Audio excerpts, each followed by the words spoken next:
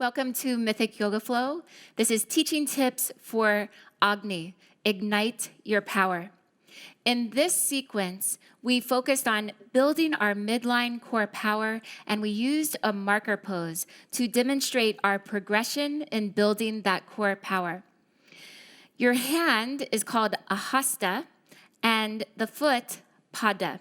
Eka means one. So you have one hand, eka hasta, one foot, eka pada, in downward facing dog, Adho Mukha Svanasana. This particular variation of down dog really tests our midline core power. Activate your hands, curl your toes under, breathe into the back of your body, lift your hips up and back, take downward facing dog.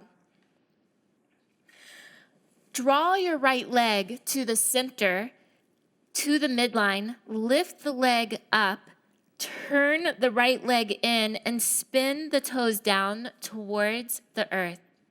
So you want to draw to center, turn the top leg in.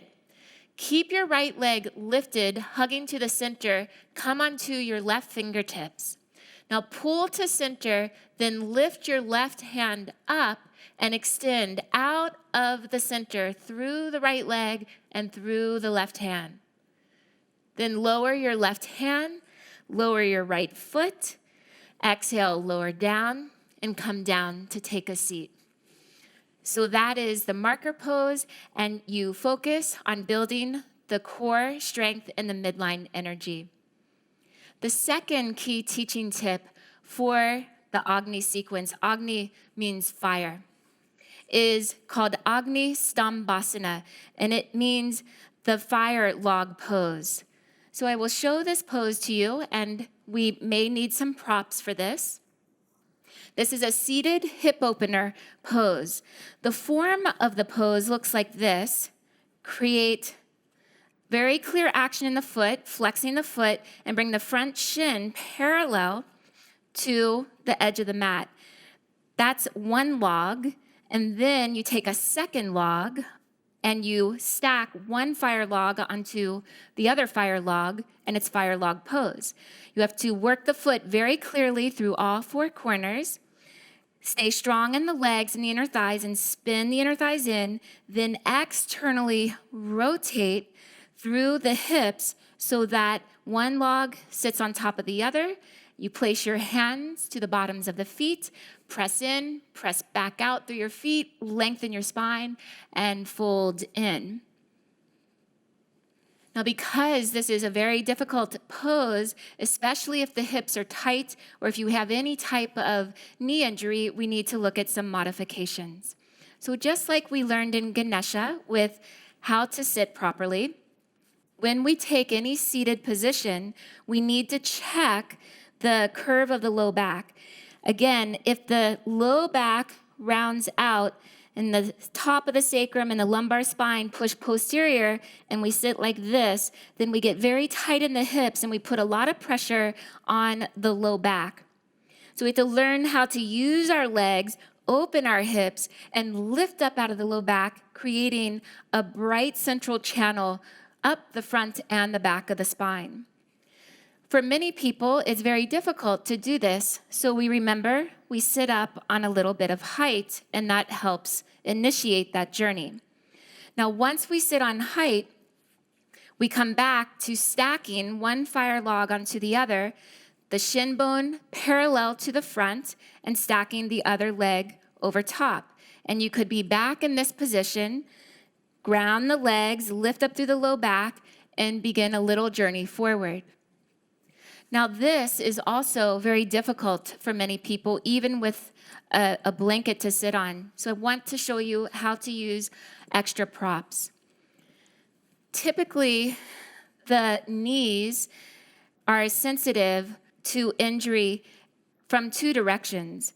One, if the hip area is blocked or very tight, and we go to take a big hip opener, what happens is a lot of that will transfer to pain in the knees. So if the hips are tight and they're blocked and we're trying to externally rotate with a tight hip, then the pain can transfer into the knee joint.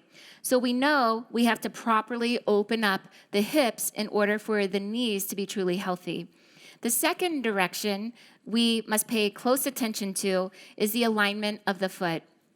If the foot creates a sickled action where the outer edge of the foot is overextended and the inner edge isn't working very much in engagement, then that can create a misalignment up in the knee joint. So then we would have a tight hip, a misaligned foot, and we try to force ourselves open in a pose with the back rounded, and we're totally stuck and we can get hurt. So this is why we take the time to learn alignment, to learn how to use props, and really respect each boundary that we come to so we can open in a very healthy way. Here's the way I like to use props for this. Same action in the foot, clear dorsiflexion, all four corners of the foot, equally powerful. If you start and the knee is already up very high, then we bring height underneath the outer shin. You can still sit up onto the blanket and then bring the second leg over, and the knee might be very high. So you place another prop between the bottom inner ankle and the top outer knee. Now you can be upright, the low back is in, spin the inner thighs down, activate your feet, and create that same power of pressing into the feet, pushing back, lengthening the spine.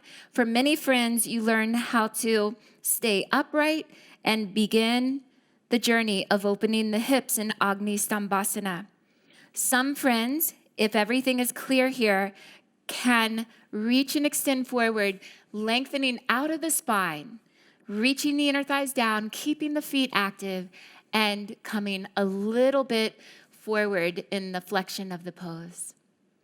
Now remember that in every forward fold and hip opener, we always keep the lift up through the back of the body, strengthening the posterior chain of the back of the body, even as we come into a pose that encourages flexion of the spine.